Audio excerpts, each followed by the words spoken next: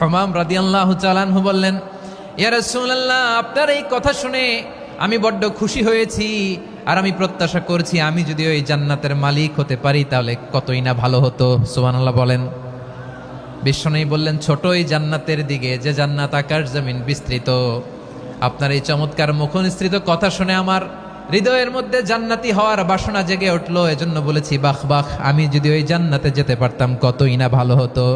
উমাইরের কথা শুনে বিশ্বনবী বললেন, ঠিক আছে উমাইর, জান্নাতে ঢোকার জন্য, এই জান্নাতের অধিবাসী হওয়ার জন্য যেহেতু তোমার এত আকাঙ্ক্ষা, আমি বলে দিলাম, আনতা মিন আহলিহা, তুমি আল্লাহর ওই জান্নাতের অধিবাসী হবা। যাও উমাইর, তুমি ওই জান্নাতের অধিবাসী, ওই জান্নাতে তুমি ঢুকবা, তুমি জান্নাতি। তার মানে সহজ কথায় তুমি জান্নাতি। সুবহানাল্লাহ বলেন। যখনই বিশ্বনবী বললেন জান্নাতি, সাইয়েদনা উমর রাদিয়াল্লাহু তাআলা আনহু খেজুর খাচ্ছিলেন আর মনে মনে ভাবে, বিশ্বনবী যখন ওয়ারেন্টি দিয়েছে, বিশ্বনবী যখন গ্যারান্টি দিয়েছে আমি জান্নাতে যাব, তাহলে হাতে তো এখনো 3টা খেজুর বাকি। এই 3টা খেজুর যদি খাই তাহলে জান্নাতে ঢুকতে দেরি হয়ে যাবে। সুবহানাল্লাহ পড়েন। হাতে কয়টা খেজুর?